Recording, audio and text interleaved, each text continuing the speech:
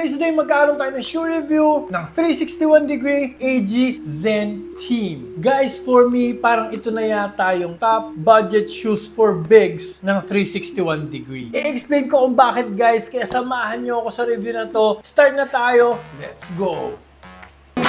Hey, I ain't never giving up. Said I never give up. Pero bago tayo mag-start, kung first time mo pa lang sa channel na ito, mga ganitong content naman yung hilig mo, mga shoe review, mga fitness-related videos, mag-subscribe ka na, i-click mo na rin yung bell icon para lagi ka updated sa mga next videos ko. Guys, ito yung budget shoes ng Zen 6. And first niyang budget shoes to. So, budget version, by the way. And hindi rin papatalo. Actually, ang ganda ng performance nito, guys. Very supportive, pang Aaron Gordon talaga. And yung itsura, hindi rin papatalo. Actually, nung pinost ko to, marami kagad naging interest. May mga umorder pa. Meron siyang 4 na colorway yata ngayon, no? If I'm not mistaken. Ito yung pinakamadaling bagayan. Meron din pink. Ang ganda rin ng pink, ng endong blue nito. Actually, halos lahat sa kanila, okay naman yung colorway. Punta na nga tayo sa aesthetic and material, no? Pinag-uusapan naman na natin yung itsura niya. Yung uppers niya, combination no? May mesh dito, may leather dito. Actually, leather niya, hindi parang chipipay na leather. Ang ganda pa rin ng leather niya. Nagulat ako. Kasi budget shoes to, hindi ko alam kung paano nagagawa to ng 361. Budget shoes, pero jam pack pa din. Yung material hindi tinipid. Ito yung for me yung pinaka-supportive nilang budget shoes. Sinabi ko rin yun kasi tingnan nyo guys yung TPU dito. No? TPU plate umangat. Ang taas ng pakakaangat talaga. So ramdam mo yung support dyan, umaabot hanggang heel counter. Plus, nandito pa siya. Parang one piece ito no? Umaabot dito, one piece siya na as a torsion plate pa. Diba? Napakalupit guys. Yung naman niya, cushioning setup, full length po na quick foam light. Yun naman usually talaga yung ginagamit na 361 degrees sa kanilang mga budget shoes. May mga infusing dito. Gumamit ito ng 3+ cage.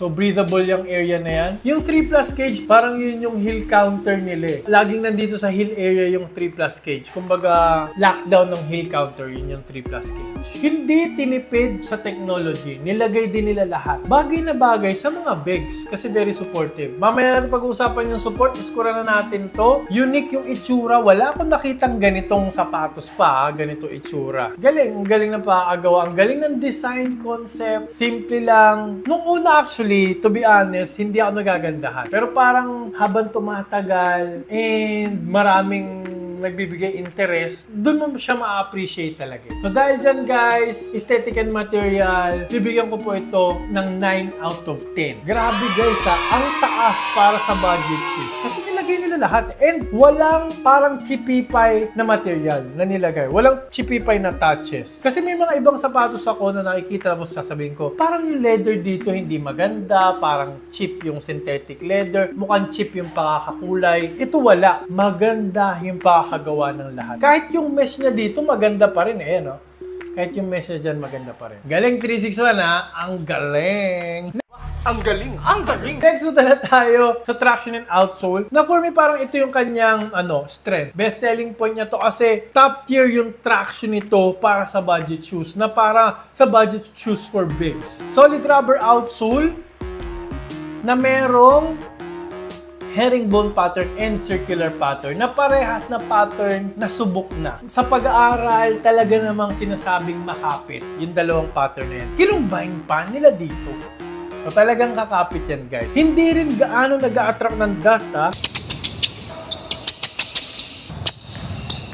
Ginamit ko na to outdoor guys. Ginamit ko to outdoor. Walang punas-punas. No need to punas-punas. Panalo pa rin sa traction kahit ginamit na sa outdoor. And speaking of outdoor, tatagal din siya sa outdoor. May mga area lang na parang maliliit yung grooves, pero kaya to sa outdoor. Hindi siya super great sa outdoor. Hindi kasi siya ginamitan ng ng Rubestech. No, yun yung parang technology ng 361 degree na outsole nila na pang outdoor talaga. Hindi siya Rubestech pero hard pa rin siya. So dahil dyan, mataas pa rin bibigyan natin ito ng 9.5 out of 10 sa traction and outsole. Almost perfect. Hindi ko lang na perfect kasi medyo parang may mga area na maliliit yung grooves na pwedeng masira soon sa pag-outdoor nyo ito ginamit. Pero overall, panalong-panalo. And guys, squeaky pati ito. Doon ako nagulat. Squeaky rin ito sa indoor courts. 10 out of 10 ito for me sa squeak test ko. So next, punta na tayo sa safety and support. Guys, yung TPU na to, ito talaga yung binayaran dito. Heel counter, stiff enough, perfect heel counter. Guys, lagi kong binibigyan ng importance to na dapat maganda yung heel counter. Iwas tapilok po yan. Ito talaga yun. Hindi naman talaga yung outrigger. Pero hindi papatalo yung outrigger. Tingnan nyo naman. Naka-protrude talaga. So, maganda yung lockdown dito. Maganda yung support sa heel counter. Iwas tapilok pa to. Iwas tapilok din dito. Tingnan nyo naman guys. May torsion plate pa rin. Ang ganda pa rin ng torsional support. Meron pa rin. Pero parang hindi siya gaanong malaki. Pag ginaano ko no. Parang hindi gaanong malaki. Pero okay pa rin naman. It gets the job done. Plus, umaangat dito. Ito talaga yung binabayaran dyan. Dahil umaangat dyan, maganda yung lateral containment nito. Plus guys, mataas pa rin dito. Yung foam actually nag-act pa rin as a sidewall. Mataas pa rin naman siya. Yung mga jab step, euro step mo, covered ka nitong sidewall na to. Plus, itong TPU na malaki na to ni Aaron Gordon, na may Aaron Gordon na logo. Panalo talaga yung kanyang lateral containment guys. Plus guys, itong leather na to, okay siya. Okay yung support din sa middle side. Panalo rin yung support sa middle side dahil sa leather na to and dahil sa infusing na to. Kumbaga supportive yung uppers din niya. Kasi combination eh. So dahil dyan guys, safety and support, for me ito yung kanyang number 1 selling point din. For me, bibigyan ko to ng 10 out of 10 sa safety and support. On a budget shoes guys 10 out of 10. Doon ako nagulat. It gets the job done kahit TPU lang to guys. Okay pa rin siya. Next, punta na tayo sa fit and comfort. Fit, ang sarap sa loob.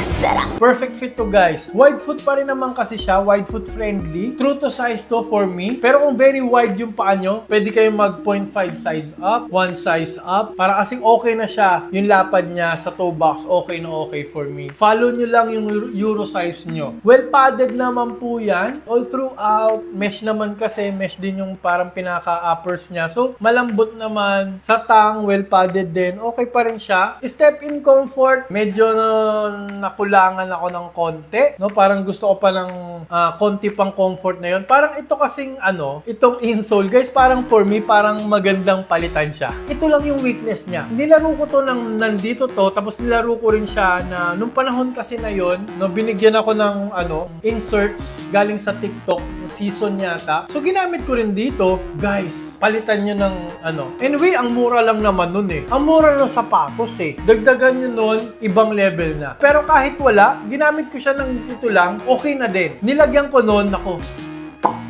yummy.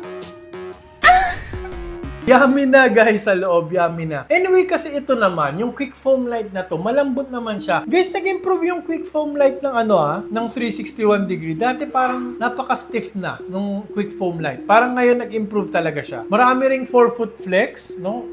Lambot. Ang lambot niyan. Mobile pa rin naman ankle ninyo. Heel to toe transition. Okay na okay yan. So dahil dyan guys, fit and comfort, bibigyan ko po siya ng 9 out of 10. Siguro pag pinalitan nyo to, 10 out of 10 na. Kasi guys, yung loob talaga nito, dito sa toe box, okay na okay yung lapad niya. Perfect po talaga sana yung loob. Yung insole lang, kung palitan nyo, 10 out of 10 na to. So next guys, breathability na tayo. Itong screen mesh na to, nagulat ako. Mukha siyang breathable. Mukha siyang transparent eh. Mukha siyang clear. Hindi pala siya gaanong breathable.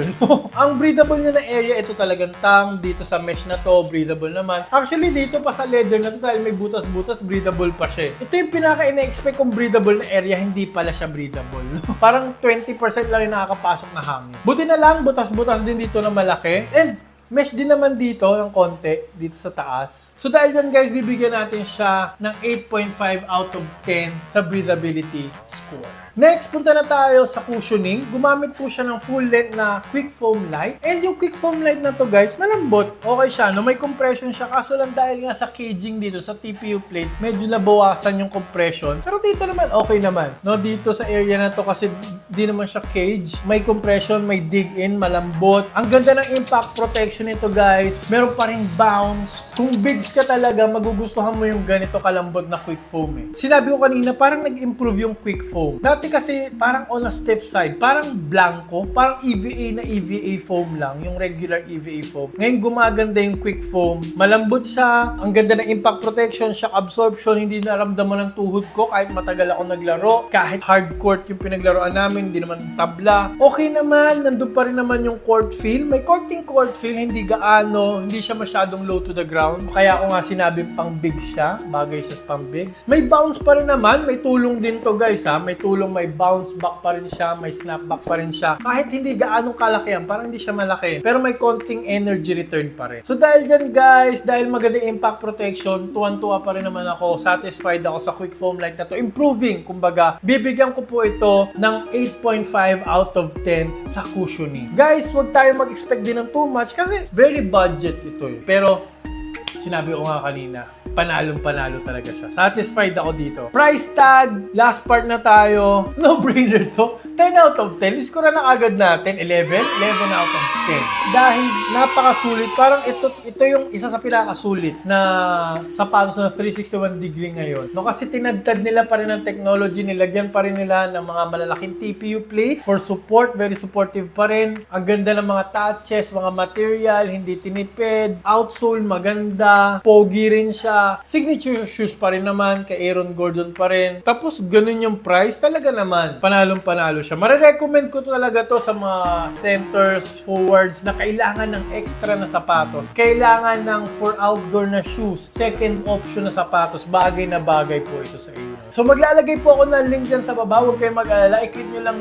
yung link na yan. Trusted seller po yan, Lazada, Shopee, legit seller po yan. Guys, pakigamit po yung link ko dyan para may konting tayo, no? May konting komisyon para masuportahan nyo yung channel natin kahit konti, guys. Huwag kayo mag-alala, hindi po mag-a-adjust o magbabago yung price kahit gamitin nyo yung link ko. Maraming po salamat sa tulong, guys, para rin mag-grow po yung channel natin lagi para ma-continue ko ang paggawa ng mga quality na videos, diba? Maraming po salamat, guys, pero kung naghahanap pa po kayo ng mga other forward centers na basketball shoes from 361 degree, maglalagay po ako ng mga link dito. Inyong bilog dito, pakipindot na rin po para subscribe po agad kayo para lagi kayo updated sa mga next videos ko. Maraming po salamat sa panonood.